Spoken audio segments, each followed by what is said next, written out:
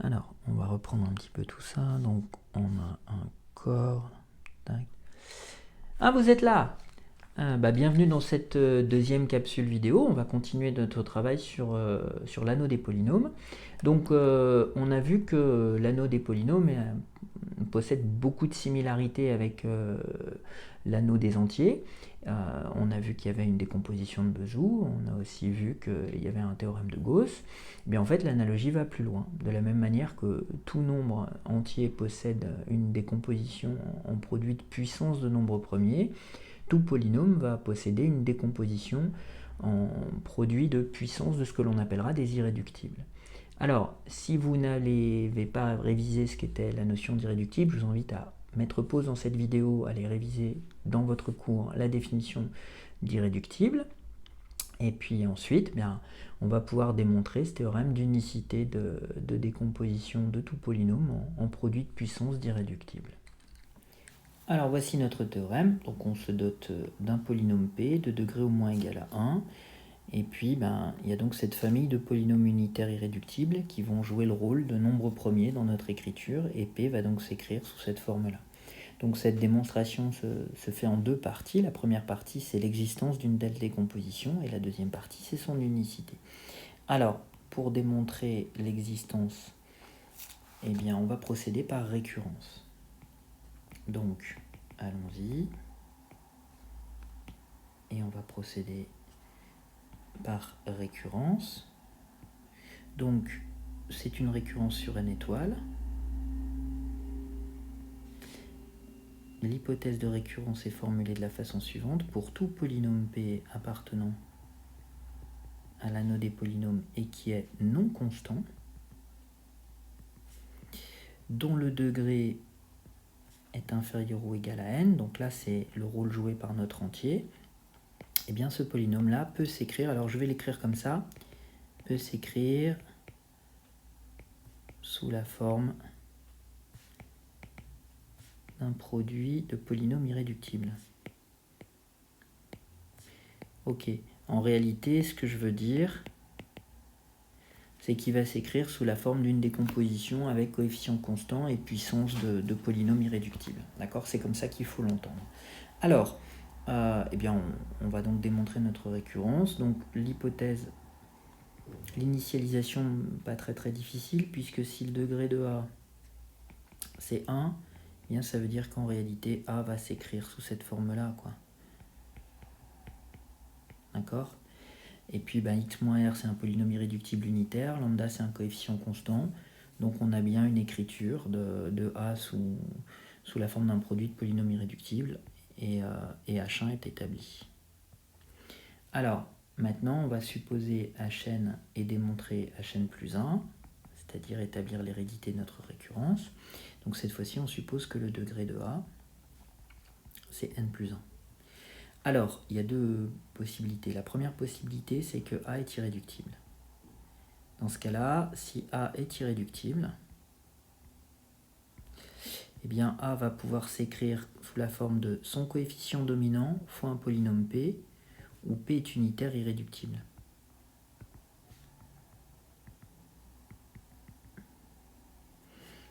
D'accord?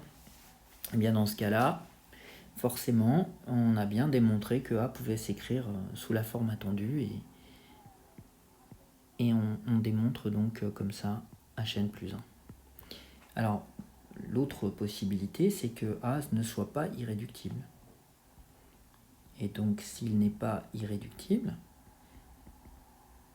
dans ce cas-là, il va pouvoir s'écrire sous la forme d'un produit B fois C, avec le degré de B qui est au moins égal à 1, mais qui est strictement inférieur à n plus 1, on va l'écrire comme ça, à n plus 1, c'est-à-dire au degré de A. Et de la même manière, le degré de C, il est au moins égal à 1, et il est strictement plus petit que n plus 1. Ici, c'est pas forcément clair que c'est du strictement plus petit, pardon, voilà.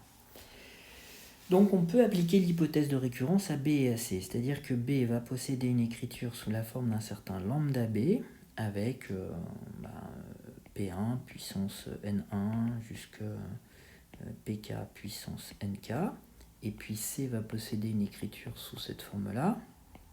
Alors je vais varier les notations. Voilà. Et puis, bien, dans l'écriture de B et de C, il peut y avoir des facteurs en commun. D'accord? Mais c'est pas très très grave. Ce sera un polynôme irréductible, et puis sa puissance, ce sera la somme des puissances de chacune des valeurs, mais il n'appartiendra bien qu'une seule fois dans la décomposition, ce qui va pouvoir permettre d'écrire que A, ça sera, alors, c'est lambda B, lambda C, ça sera le coefficient dominant de A, ça c'est la règle habituelle, et puis ensuite il va y avoir des polynômes que je vais écrire comme ça, quoi. R1 jusqu'à RT, on va dire comme ça, et puis S1, ST, voilà, où chacun des RI est unitaire irréductible. Et donc on a bien démontré l'hypothèse de récurrence. Voilà. Bon, je dis pas. C'est une sale journée pour être confiné. Mais bon, c'est une belle journée pour faire des maths, vous trouvez pas? Alors maintenant qu'on a démontré l'existence, on va devoir s'attaquer à l'unicité. Alors on va maintenant démontrer donc l'unicité de cette décomposition. Allons-y. Alors, pour démontrer l'unicité de la décomposition, on va supposer qu'il y a deux décompositions. Donc A s'écrirait sous la forme, comme ça, lambda 1, P1 puissance, mettons, alpha 1, PR puissance alpha R, et puis lambda, et P1 puissance bêta 1, PR puissance bêta R. Alors, première remarque, bien sûr le coefficient dominant, c'est le même dans les deux décompositions, il ne peut pas en être autrement. D'autre part, le nombre de facteurs doit également être le même.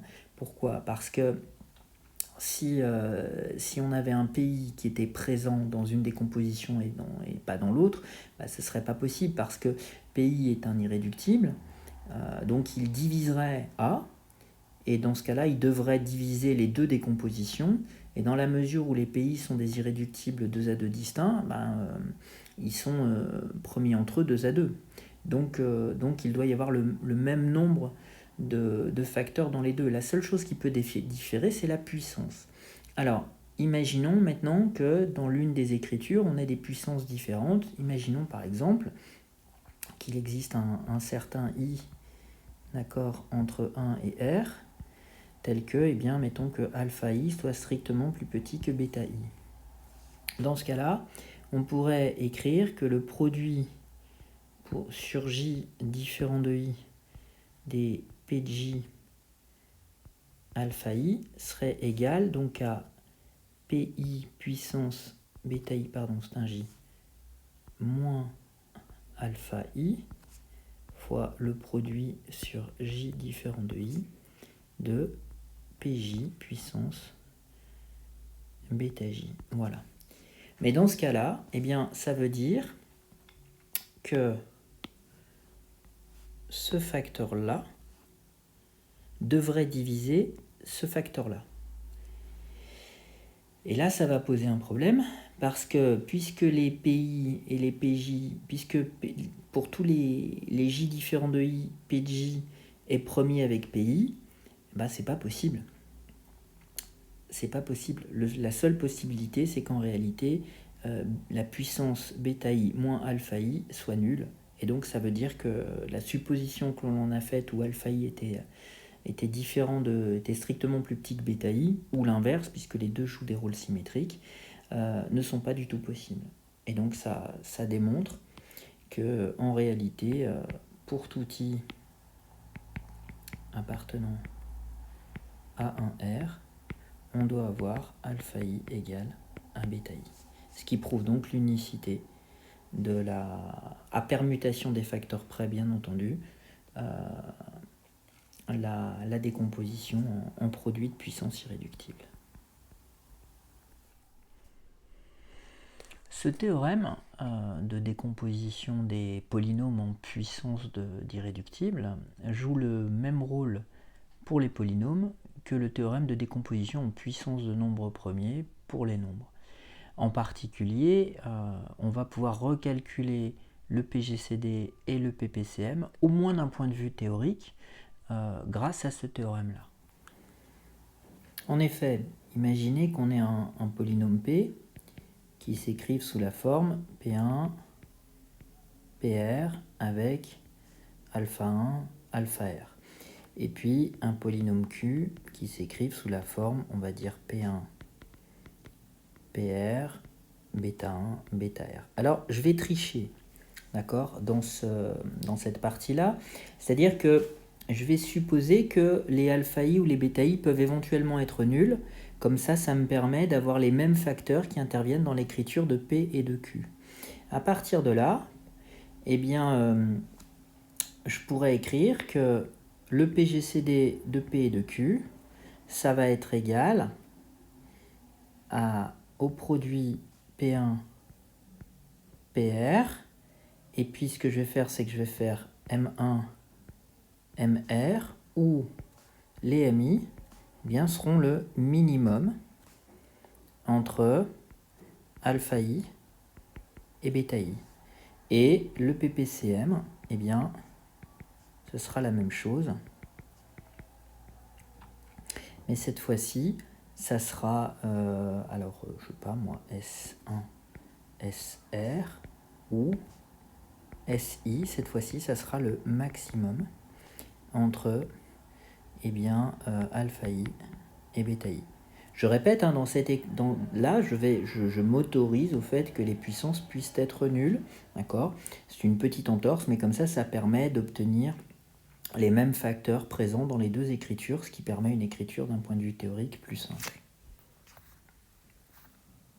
À ce stade, c'est le bon moment pour se rappeler du théorème de D'Alembert-Gauss, à savoir que tout polynôme complexe non constant admet au moins une racine dans C. C'est l'ingrédient essentiel pour déterminer les irréductibles de C de x, à savoir les polynômes de degré 1 comme vous le savez. De là, on va pouvoir s'appuyer sur ce résultat pour déterminer les irréductibles de R de x. La première chose à se rappeler, c'est que si on prend un polynôme réel et qu'il existe un nombre complexe non réel qui est racine de ce polynôme, alors nécessairement, le complexe conjugué de alpha est également racine. Si vous ne vous rappelez plus de la démonstration, je vous invite à retourner la voir. Et en plus, elles doivent avoir la même multiplicité, c'est-à-dire que si alpha est une racine, mettons, d'ordre 3 ou 4, eh bien alpha bar doit être d'ordre 3 ou 4 également. À partir de là, on peut utiliser ce résultat-là pour décomposer n'importe quel polynôme à coefficient réel. C'est-à-dire que ce polynôme à coefficient réel, vu comme un polynôme à coefficient complexe, on va pouvoir l'écrire comme lambda produit de x moins ri avec i variant de 1 à p, les ri étant les racines.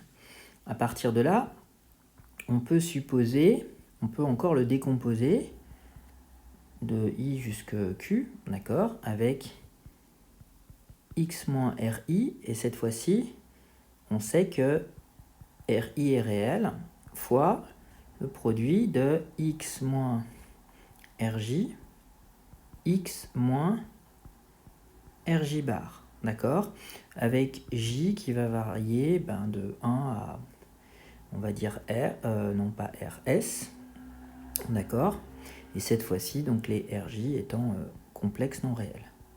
Voilà. À partir de là, eh bien, on va avoir une décomposition de P, d'accord, sous la forme de son coefficient dominant, d'un produit de polynôme de degré 1, et puis d'un produit de polynôme de degré 2. Deux parties réelles de Rj fois X plus le module de Rj au carré. Voilà. Avec J variant de 1 à S. Rj étant complexe non réel. Voilà. On a donc une décomposition de P avec des polynômes de degré 1 qui sont des facteurs irréductibles, et puis un polynôme de degré 2 qui est en fait un facteur irréductible ici dans R, pas dans C, mais dans R. Et il est caractérisé par le fait que bien, son discriminant est strictement négatif. Alors, maintenant, si on cherche les irréductibles de R de x, les polynômes de degré 1 à racine réelle sont dans R de x et ils sont irréductibles puisque c'est déjà le cas dans C. Un polynôme de degré 2 à discriminant négatif, eh bien, c'est un polynôme irréductible de R de x.